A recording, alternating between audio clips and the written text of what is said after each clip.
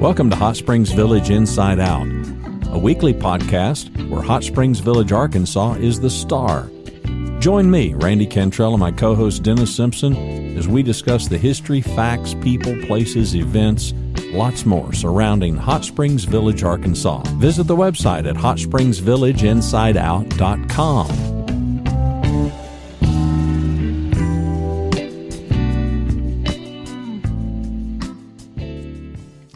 Hello and welcome to Hot Springs Village Inside Out. Look how many times I've done this correctly, Randy. As we hit the record button today, how many episodes have we got roughly? Episodes. Are we coming on 50? Hang on, I'll tell you. I could more easily tell you how old we are because there's a widget on the website that tells that tells us how old we are on the website. Hold on, and I'll give you the exact number. And date, if you would, while we're talking. Well, okay, now you're asking all kinds of tough questions. We have got, as we hit the record button, we have got 51 episodes. And over 1,400 followers on Facebook. Yes, well, that's in our group. Yep. That's in our group, in our group. And we've done this for 180, maybe 180 days. And I'm bringing all this up because, number one, it's a pleasure to serve you. And I mean that sincerely. I know I speak for Randy when I say that too. Number two, we are finding more and more daily where people are contacting us and say, hey, I met you on Facebook and love your podcast, and I want to talk with you about a rental, or I want to talk with you about more moving to the village, or I want to talk with you about getting a date with that pretty girl that was on the other night. So apparently people are watching and listening, and we do appreciate, we sincerely do. In the course of that, I, your co-host, Dennis R. Simpson, and Mr. Randy Cantrell, the other co-host, we're getting a lot of questions about Mr. Randy. And I thought it would be time. I know that I talk a lot about myself because we're always over here and we talk about things, but we haven't asked many questions of Mr. Randy, Mr. Randy and his lovely wife, Rhonda, who were here this last week, which was another joy. We enjoy having them and be back again in a couple of weeks. So you're making it a regular occurrence. The second trip since we started the podcast. We came in October and we were there just this last week. And so, so it's unique. It's been unique, to come over and to engage with folks and meet some folks. And I did wear my beanie. I had Rhonda, well, true confession. So there was a stain underneath this bat. Well, actually it looked like somebody had dipped their finger in bleach and then done this, just touched it. It had a really pale spot. And I'm like, why don't you make me an HSV Inside Out, embroider me something and put it there? So I wore this. It was chilly all last week. So I know it's hot there today, like it is here in Dallas. But you warned me. You said, as soon as it turns cold, I'm wearing this beanie till spring. And I do, except it's 78 degrees here today, so I don't have it on today. But no need for a beanie. I usually it's on 24/7. I sleep in a beanie, and socks. And so that's probably more information than you wanted to know. But head and feet stay cold in the winter. Keep the extremities rolling. Rolling. Exactly. Well, anyway, let's start. You were born in Ada, Oklahoma, if I'm not mistaken. Ada, Oklahoma. What was I thinking? Ada, Oklahoma. It's the county seat for Pontotoc County. Is that from B.J. Thomas? Where was he from? No. Where was he from? No, it is probably now most famous as the home of the birthplace of Blake Shelton. Oh, that's right. Yeah. Blake Shelton. But so I was born in 1957 in Ada, and we left, I was in third grade, and we moved to Louisiana, and I pretty much, until I got married, spent the rest of my life growing up in Louisiana. So what did your dad do in Oklahoma? He was in Oklahoma. He was oil field trash, and that's his words. Wow. My grandfather, his father, was a wildcatter. Wildcatters simply mean these are guys that went and poked holes in the ground hoping and praying they hit something, so this was not the day and age of high-tech geology work. I mean, they had geologists and stuff, but I mean, man, you had guys out there with, what do they call the wishbone, the witch, the divining rods. I mean, you had I've heard all kinds of stories of people prowling around in pastures, and wondering, okay, well, let's try it here, kind of stuff. So, well, before you had size, they were all roughnecks, and I mean, they drilled wells. I mean, that's what they did. They were in the oil field business. And so it could be wild feast or famine. It could literally be, hey, we hit oil and we got buttloads of money, or we're completely broken. Oh, well, my dad tells the story, to this today. I've grown up hearing it. They drilled and they drilled and they drilled and they drilled and they did well. And this is back in the day when, I don't know why it's odd, the things that stick out in your mind. $100 a week. If a guy was making $100 a week, $400 a month, you were on easy street. Well, that's $5,200 a year, Randy. What would you do with that kind of change? Yeah. Well, and you're talking about houses that cost, virtually nothing compared to today, and cars. Mm-hmm. But, and life was good, and had all the money he needed. He and a brother and my grandfather, as the story goes, they were in this together, and couldn't talk my grandfather out of, we're good now, let's, kept on. And of course it's the gambler's thing, right? You go from feast to famine, and went to feast to famine. And I guess that's probably about the time that we bugged out.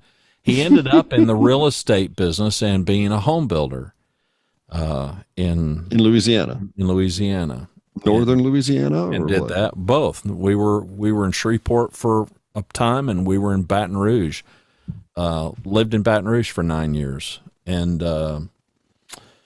then we kind of all gathered and decided, now let's head back toward home. And so came back to Oklahoma, and Rhonda and I lived in Oklahoma City. And I ran a company in Oklahoma City, and then we ended up coming down here to Dallas. She's from Fort Worth. So, where did you meet Rhonda? At what point? I met her through a church meeting. We attended the same church. We had mutual friends. My very best friend in the world, his father, who was the evangelist that performed the ceremony to marry us. In fact, he would have turned 90 this past Sunday. He died a couple of years ago. He was my best friend's father. Oh. And when I was in Ada, his dad worked with the congregation that my family went to in Ada. So from little boys up, and our parents were best friends, and he and I were lifelong best friends. He passed away in 2012. In fact, next May, it will have been 10 years, which is hard for me to fathom. He wouldn't be that old, though, would he, Randy? No, we were the same age. Age. So he was in his 50s. Yep. He was like 56. He had a, he had a brain tumor, and anyway, one thing led to another, and he ended up passing away in May of 2012. But his family was in Ada when my family was in Ada, and it was through him that I met Rhonda.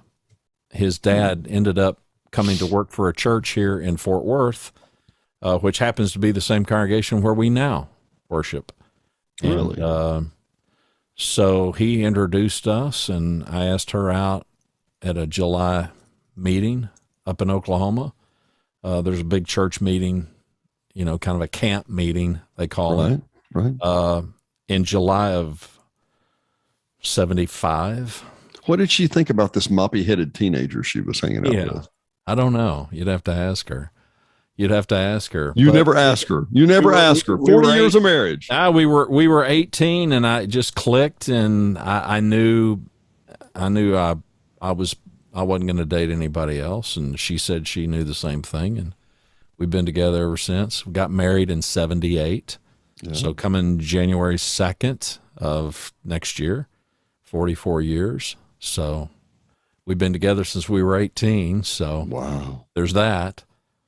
So, jeez. So how did you get, you moved back to Oklahoma and then you came down to Dallas. Now you had run a company in Oklahoma. Yep. Yep.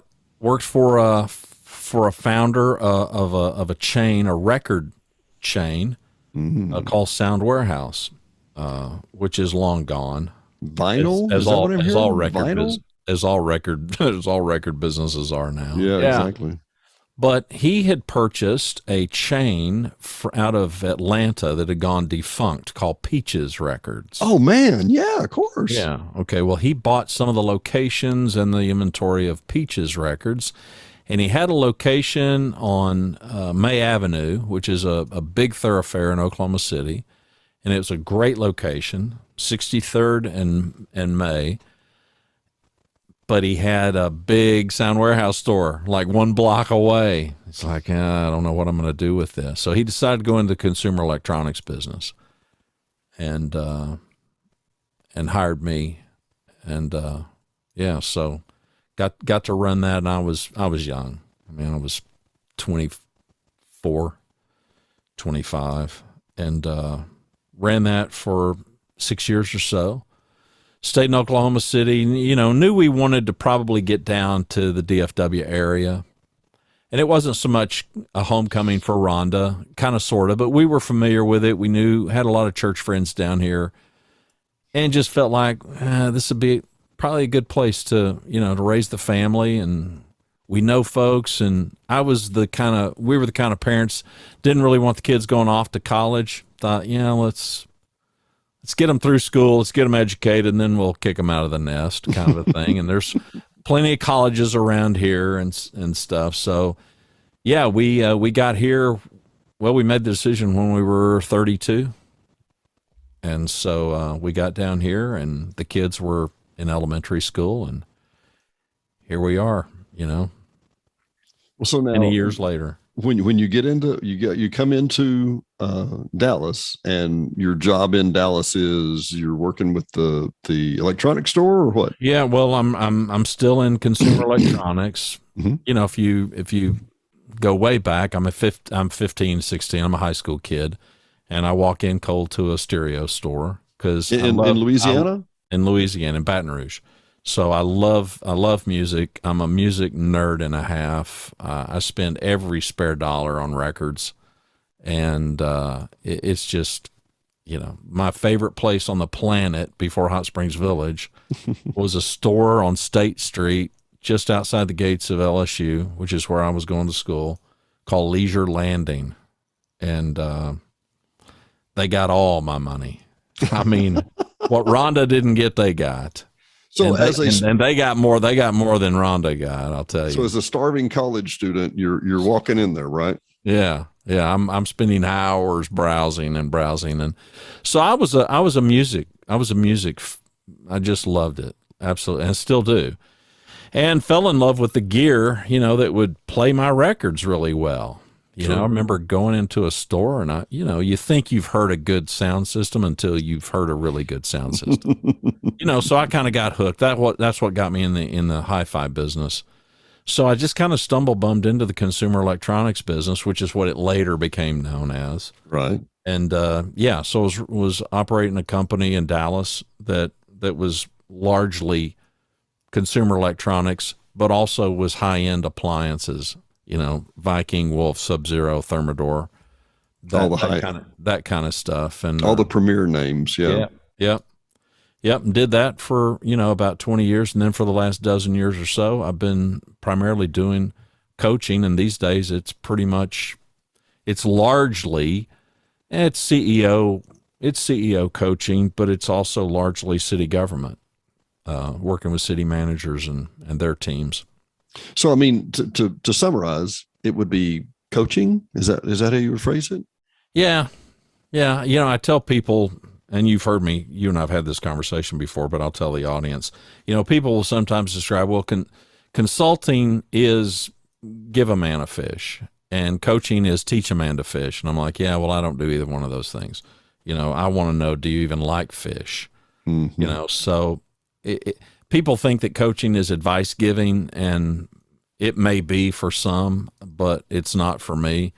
It's largely just a lot of questions and a lot of conversation. You know, it's trying to help people take their own trip on self-discovery, you know, so that they can reach hopefully some new level of performance, maybe a level that they didn't even initially think they could get to. So it's not therapy, but it's therapeutic. I'll put it that way. Is it like holding a mirror up to the client? Yeah, well, and I tell clients that my first engagement, I will tell them it's my job to help you paint yourself into a corner. And once you're in that corner, to give you the mirror and then say, okay, what do you see? And what do you want to look different? You know, so it's heavy lifting. It's very heavy lifting. It sounds like it. It sounds like to me, I can hear somebody say, "Oh, this is cool. You know, this is cool." So you're going to paint me in a corner and then have me a mirror. That's cute. Yeah. Until they hand them the mirror and you go, "Well, dang, I didn't want to change that. Do I have to? I got to change." I'm very fortunate. In 12 years, I've only had one client. One. Which I'm tickled. I hated that, but I'm tickled that it was only one that really didn't want to put in the work. Surprisingly, and I don't ever tell people it's all going to be fun. It's not. You know, change and transformation is not fun. It's worth it. And it's not my life to live. You know, I'm not trying to live their life for them. That's for them to decide. You know, it's all about pursuit of the ideal outcome. And I can tie that to this podcast, because this podcast for me was really an outgrowth of my own, Rhonda and I together, the pursuit of our ideal outcome. And our ideal outcome is to have a presence there in Hot Springs Village, you know. So, and I will use that with clients and tell them about that. I said, you know, 3-4 years ago, I didn't even know this place existed. So what I was pursuing 3 or 4 years ago is not what I'm pursuing now. I wasn't pursuing a presence in Hot Springs Village back prior to 2018. Didn't know the place existed, but now I am. So, well, let me interject something real quick because of other conversations we've had over the last 180 days. You noted one time that before you found Hot Springs Village, y'all had an Airbnb that you went to on a regular basis, or not Airbnb, a B&B. And that was a beloved place. And I can understand it being a beloved place. And I mean, 4 years ago, you wouldn't have thought of leaving that place and coming someplace else, right? No, and that was a place, and it's Natchitoches, Louisiana. Is where it is. You know, it's on the Cane River. It's a perfectly lovely place. I wouldn't move there. It's never crossed my mind. I enjoy going, visiting, and enjoy leaving and coming home. But Hot Springs Village was a whole different experience. It was a completely different experience. You know, I'd never been anywhere. I would have bet I don't bet, but if I would have bet, I would have bet everything I own. You know, just bury me right here. I'm good. I'm good over here in Dallas, Fort Worth, Texas, and this is fine. The grandkids are here, there's family here, and I don't plan on leaving that, because the people that I love the most are here. But boy, the place I love the most is there. You know, where you're at. So that's a whole different thing. And I will use that. I'll tell clients that, because come on, your ideal outcome changes. The things that you want today, you may not want those things a year from now. You may not want them a month from now, and that's okay. You know, pursue what you want to pursue. So it's not my job to tell clients what to pursue. That's for them to figure out. I just want to help them figure it out. You know, the work is about figuring it out. And I'm like you and everybody else that's listening to this. That's all any of us are trying to do. Some of us have done it maybe better than others. I don't profess to have done it really well, but my curiosity drives the questions, and the questions kind of beg the answers. So there's that, and I'm pretty good at it. You know, because I care. Well, I was going to say, it reminds me of the song we were talking about with Greg Allman and Jackson Brown. Please don't remind me of my failures. Yeah, I'm aware of them. So aware of them. And I think it's part of that is that we get to an age and you go, well, no, I'm not bulletproof and I'm not perfect, but I've done a lot of things and I've made a lot of achievements and I am good at things. And there's no sin in saying I'm good at things. At the same time, I can tell you 20 more things I'm not good at, but I'm not going to try and, I can't be perfect across the board. I'm going to play to my strengths, as they say. I'm going to work to the things that I know I do well. Well, a very interesting story. I'm really, thanks. I've been wanting to ask you that for a long time and just kind of fill out all the details. I will ask you one more story. I'm going to take you back to Dallas real quick to the electronics. And wasn't there some guy with the Eagles that y'all worked with at some time? What was that story? Well, yeah, we listen, we were in a very affluent part of Dallas and had a lot of high-end customers. Football players and such, well, or what? Vern Lundquist lived in the area. Ross Perot, but that was some of the clientele. But yeah, we've had a rock star. We've serviced a rock star or two. But when you're in that kind of business, when you're in the high end, I mean, when you're selling Sub-Zero refrigerators, you're gonna. That's who you expect to come in the door. It's kind of who you expect. That's who you expect to spend $20,000, on a built-in refrigerator. It's not. it's not for the ordinary Joes like you and me. Yeah, I may have helped run the place, but yeah, it was higher than my pay grade.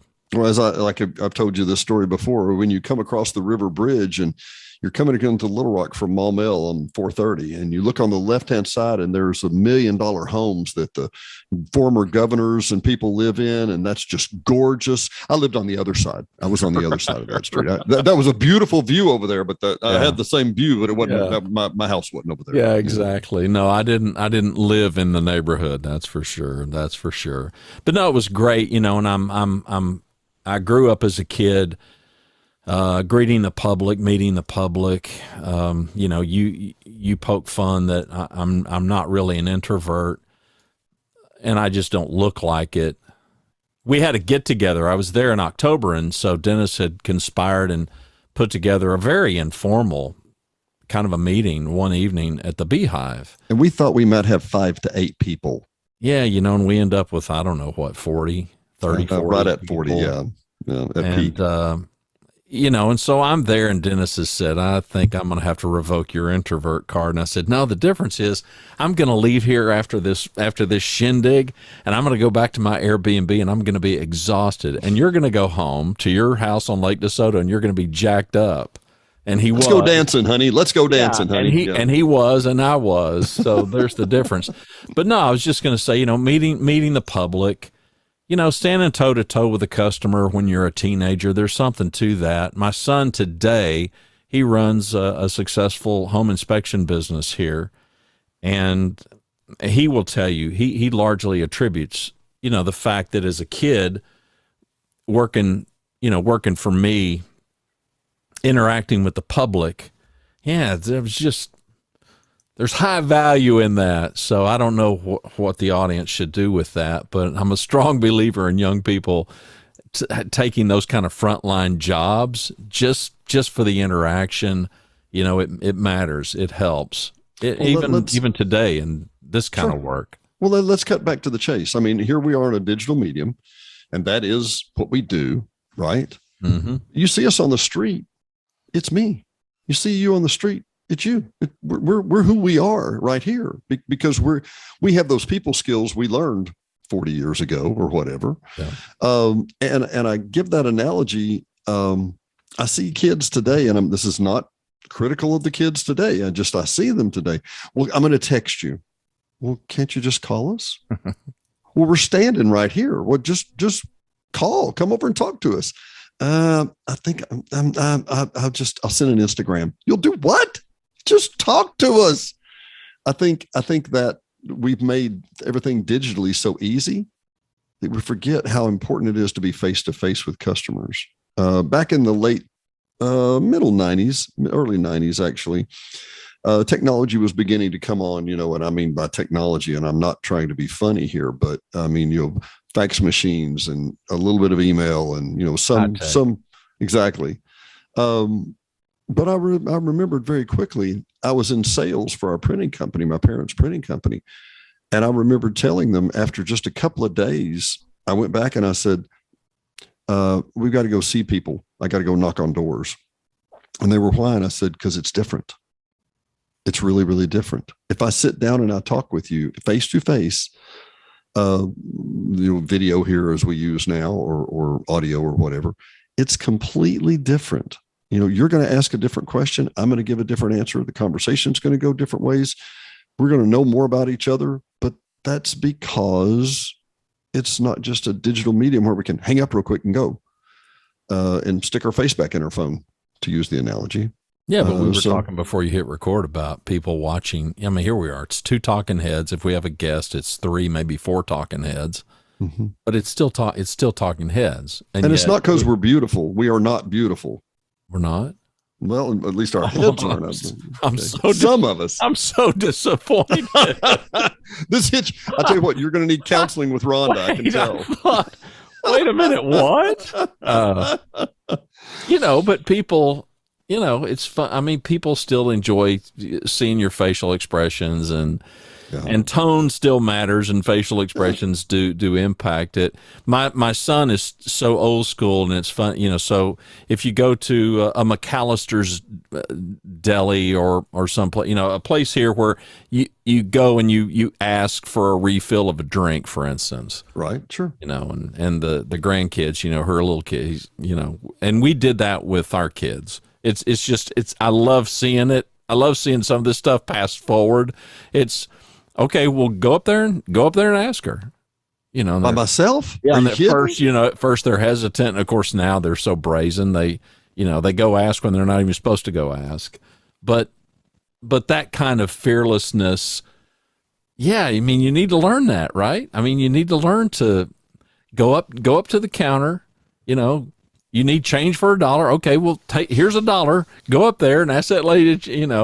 It's just funny watching kids, and then you see other parents that just completely the opposite. They're going to do everything for the kid, and I'm like, I don't know how we got off on this, but yeah, it's funny. The interaction with the public. I wouldn't take money. Okay, I would take a lot of money, but it'd be a lot of money that I'd have to take, for the lessons that you learn as a teen and just meeting the public. So all that to say this, I kind of got trapped in the retail business, and I'm fanatical about customer service. I'm not a bad customer, but I'm intolerant of lousy service. There's no excuse for it. My philosophy is, the same effort that it takes for you to hack somebody off, you could just as easily put that energy toward giving them a dazzling experience. So I don't get it. Why wouldn't you dazzle them? So, well, let me go back to your point just for a second. And you touched it, and you said the story. You said I wouldn't take money. Yeah, you did. You've taken money your entire life for those skills you've learned. You really did. Yeah, every day. And I took some low money early on, obviously, but yeah, but those are important. Those are important lessons. Well, I say that now as an old man who's largely serving younger people, and it's all about people. I mean, when you have a CEO sit across from you and ask you, why are soft skills so hard?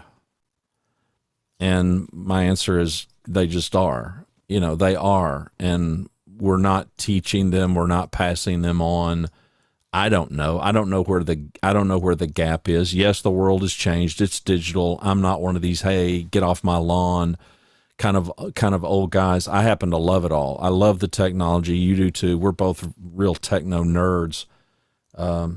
It doesn't mean it's in place of, real human interaction. I love them both. But where do we teach soft skills? We don't teach it anymore. I mean, for example, I was a co-teacher with the Dale Carnegie sales program for years. Okay.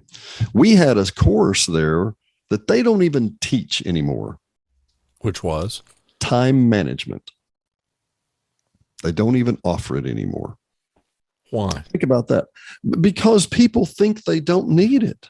People think that, I'll just make 4 phone calls and I'll just be, and you end up being more scattered. And I'm seriously, people don't think they need it.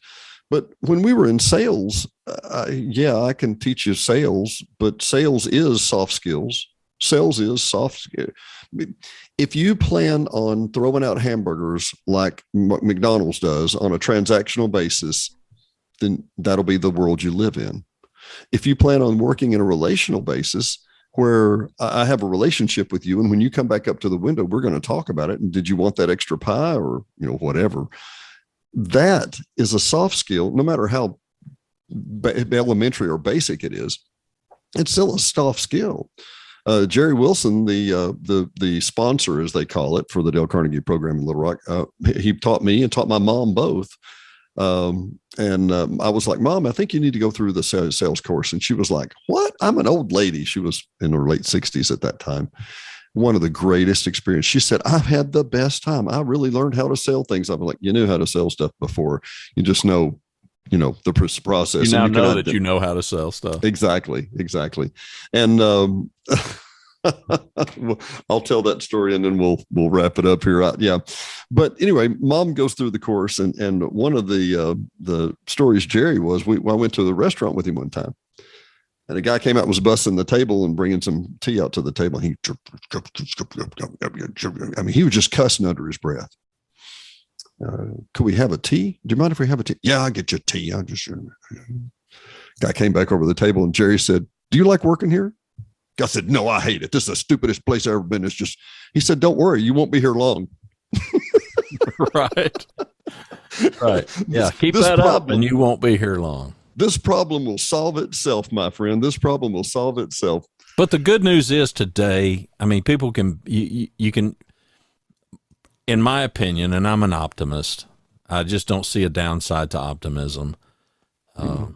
People can find, they can find their own way. So for those people that they want to sit at a computer, they want to be in a dimly lit room and just write code, the world's your oyster. It just is. And for those people that want to lead, for those people that want to build organizations, and you've got the skills for it, you've got the natural propensity for it, and you learn a few things along the way, and you got the humility to do it, the world's your oyster. And everything in between. So, I'm not one of these people that shakes my fist at technology and these people need to get off their phone and whatnot. Listen, we gravitate to the thing that we most want to do. And hey, all I want people to do is tune into us, right? So there's that. So, and the technology affords us to do stuff like this. Yeah. Never before, until very recent history, could two guys connect as frequently as we do and do a show that's got video and audio and distributed on virtually every major platform on the planet, audio and video. Hello, YouTube. It's pretty stinking cool. I'm glad to be alive. Well, 6 months ago, we hardly knew each other. We had no idea. No. We just, and I think we've become fast, really close friends. So. And that's a bonus, by the way. So, well, and if that comes across to the audience, and I hope it does, I will be the first in line to tell you it's real. It is not contrived. I took a few shots, early on. Well, what's your motive here? You're up to no good. And I'm like, I'm not up to no good. We're just trying to shine a light on a place that we just think is stinking awesome. And I'm very thankful that, we've got some people in the community that are fairly anxious to support the cause. And hey, we're unabashed capitalists, but we haven't been mercenary at all in this, and won't be. And there was never any mercenary intent behind it. It's just, I don't back away from anybody and telling people, the last GM and the way he walked out the door was the pivotal moment for me. I was already thinking about doing a podcast, but when that cat decided to behave as unprofessionally and as poorly as he did, I'm like, okay, that was go time for me. I mean, I hit the go button in a hurry and reached out to you and said, "Hey, here's what I'm thinking." The place is just too good. By the time this airs, we will have already aired the show that we did with John Paul. Again, I mean, here's a guy that's been there 24 years. I ran into a couple last week. I was there, and they've been there for over 30 years. I mean, these are people that came when they were way younger than I am now, so I'm kind of envious of it. But it's still a great place. I got high hopes for not only our podcast, but for the community and the place. I think the best days are ahead of us. I've kind of had to live in that. Lincoln Riley coached the OU Sooners. I'm an avid OU Sooner football fan. So I'm driving home Sunday, and Rhonda's on her phone, and she said, "Lincoln Riley, you heard Lincoln Riley's going to go to USC?" And I said, "He's not leaving. He's not going. Why would you go to USC?" Shut your mouth. By the time we pulled in the driveway at the house here in DFW, he was gone. So I've been optimistic and telling other Sooner fans, yeah, listen, come on, our best days are ahead of us. I believe it. I believe it about them. I believe it about Hot Springs Village. So there's my take. Well, I'll spin it real quick and add to it, and that is that there's no downside in being positive. There's none. There is no downside in being positive whatsoever. And I have repeatedly, and I know you have too, Randy, I have repeatedly had people reach out to us and say, we appreciate that you have a positive podcast. You're sending a positive message. You know what? There is no bottom to complaining and being negative and trashing the place. There's no bottom. You just keep digging. You just keep digging. But we're just not going to go that direction. And you kind people, truly kind people who have heard this by now and seen this by now, no, we're not going to head that direction. As you say, it's too gorgeous a place. If you can, if you're watching, look behind me. Yeah, it's too gorgeous a place to cuss. I'm really fanatical that we want this podcast to serve some leadership role, which means we want to have some influence. Now that presupposes that you want it to be positive influence, good influence. Well, we do. True. And we want to do for others what they can't do for themselves. We realize that not everybody can sit down with John Paul. He doesn't have the time. It's no statement on him, and it's no statement on any of our guests, but we are able to bring into people's homes and their earbuds and their eyeballs, some people that they might not have access to. That's not lost on me. Our responsibility to handle that well is the name of the game. And there's so many great stories and so many great people inside the village, and so many great people and great stories in the surrounding areas. Hence, Hot Springs Village Inside Out. Before we hit record with John Paul the other day, I said, I've stayed in some homes, and I can't look in hardly any direction without running into somebody that is very accomplished. Some and people that have done some really, Mac, he said, you have no idea. He's telling about a neighbor that he's got who was a police chief somewhere, but started his career in just the suburb right next to where I live here in the DFW area, and had moved up through the ranks in law enforcement. Those stories they're everywhere. They're everywhere. We're not going to live long enough to tell all the great stories of some of the great people that are there inside the village. So, yeah. But you're right. And John Paul actually mentioned, he mentioned Linda Mayhood, which I didn't mention that to you, but she actually was the manager for a while. She was an interim manager, and she was the assistant manager for a very, very, very long time, and has some fascinating stories. Let me do some lead up here. Let's head out where we're going to go here. A little bit later, just in the next episode or two, we're going to interview Ricky Middleton, that I cannot wait to tell you the story about. He was actually a Oklahoma roughneck and moved to Arkansas and started digging ditches at the POA, and is now the police chief, and is one of the most how do I say this? Ricky is one of the most astute, intelligent, well-spoken, and just polite Southern gentleman you'll ever meet, who just happens to be a police chief of the largest gated community in the world. He just a nice guy. Just my dad will like him if he was an ex-roughneck. I'm telling you, he said he thought he was going to kill him being a roughneck. He wanted to get a hard-working job, so he came back to the village. Yeah, got to be a better way to make a living. Yeah, there's got to be a better way. Got to be a better way. Like I say, I want to interview Linda Mayhood. I'll reach out to her, and we'll have some chats about that. But a lot of the seniority, and for example, talk about Ricky. My instances, the things I've run into, and the reasons I've needed to talk and work with him, have led me to a place where I can call Ricky and say, hey, would you be on our show? And he's watched the show. He knows that we have a positive tone. And I can't wait for some of our, particularly some of our newer listeners and some of our newer residents to understand. I'm not even going to lay it out for you. I won't even begin to, but he puts it in very, very perspective. I will say one sentence he tells everybody, and that is 99% of the people that come here come from a city. And that city has laws. We're a municipality or a POA, and we have rules. And then he'll go in to explain what that difference is. And it's huge. That's the pivotal difference of all that we're going to talk about. But anyway, I'm looking forward to getting Ricky on here. And I'm going to drop a little teaser here a little bit. I think we may be changing the podcast in the next few weeks, and there may be some big changes coming up. And we're excited to talk to you about that soon. Have I let too much out of the bag, Randy? Oh, there's a tease. I'm even wondering what we're talking about. You even got me. What are you talking about? Wait a minute. What? What? We're going to make a change? We don't change. By the way, I do own waitaminuteWhat.com. I haven't done anything with it.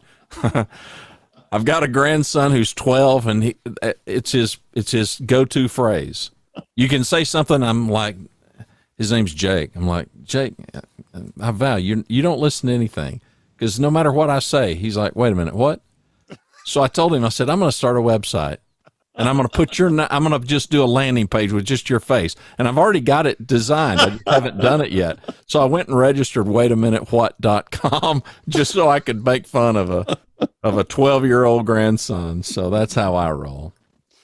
Oh boy. Well, I'll tell you what, it has always been a delight. Thank you for joining us again. For Hot Springs Village Inside Out, I'm Dennis Simpson, and he is. Did you forget who you were? I stumbled. Okay. Forgive me. I stumbled. Well, you just tell people my name so I don't have to do it every stinking time. I'm Randy. For Hot Springs Village Inside Out, I'm Dennis R. Simpson. Yeah, and that is Randy Cantrell, and we have a blast serving you. Thank you for listening and watching. Thanks for listening to another episode of Hot Springs Village Inside Out, a podcast where Hot Springs Village, Arkansas is the star. Please subscribe to the podcast. You can do that by visiting our website, hsvinsideout.com, and tell a friend.